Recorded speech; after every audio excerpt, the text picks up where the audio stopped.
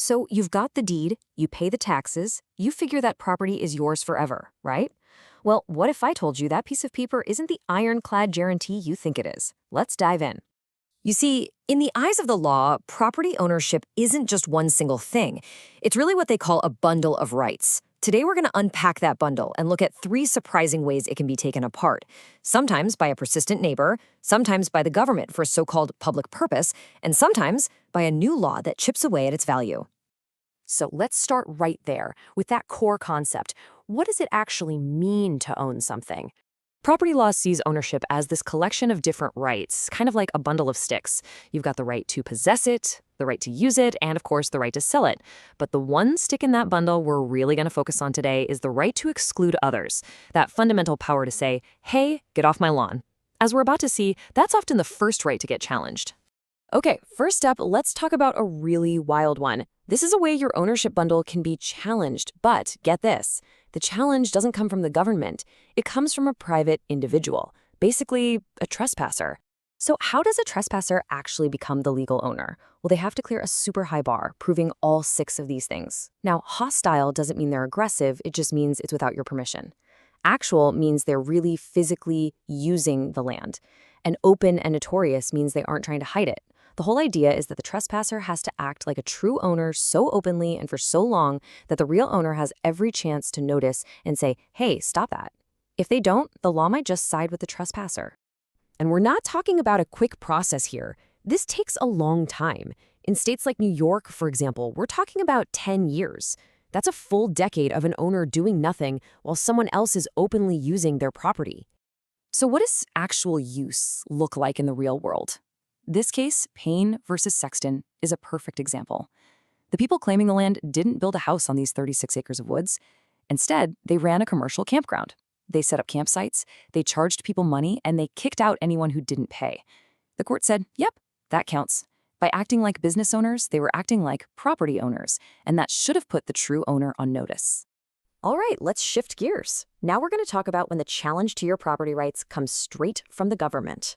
This power is called eminent domain, and it's baked right into the Fifth Amendment of the Constitution. It means the government can essentially force you to sell your property.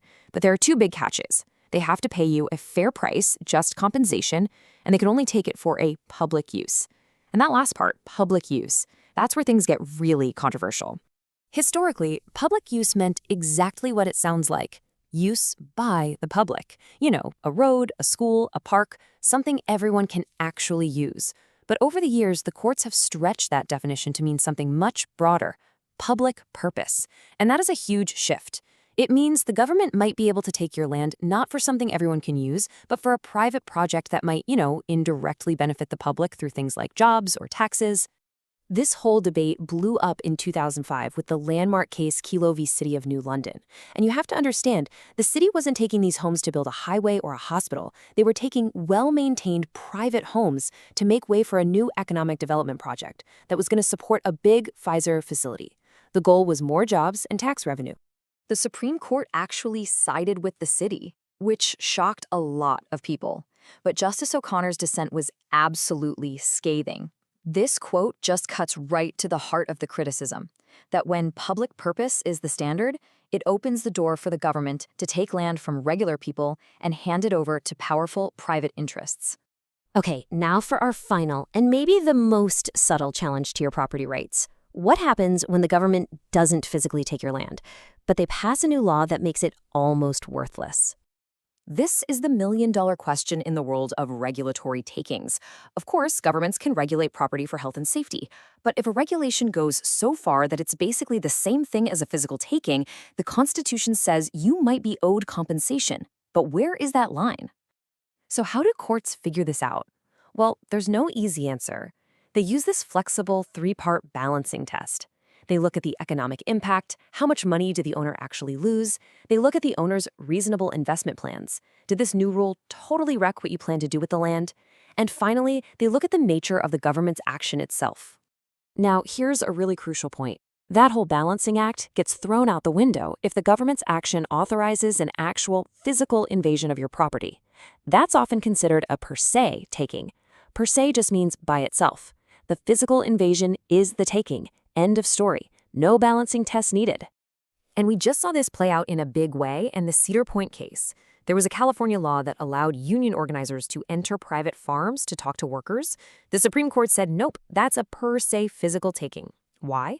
Because it took away the farmer's fundamental right to exclude, which the court called one of the most treasured rights you have as a property owner. It broke that stick in the bundle.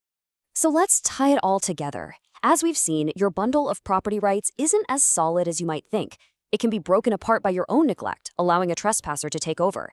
It can be taken by the government for what it decides is a public purpose. And it can be slowly eroded by regulations that don't seize your land, but might destroy its value or take away your fundamental right to say who comes and goes. All of this leaves us with a pretty deep question. If the core rights we associate with owning something, the rights to possess it, use it, and especially to exclude others, aren't absolute, then what does it really mean to own something at all? Maybe it's not an impenetrable fortress, but a constant shifting balance between an individual, the community, and the government.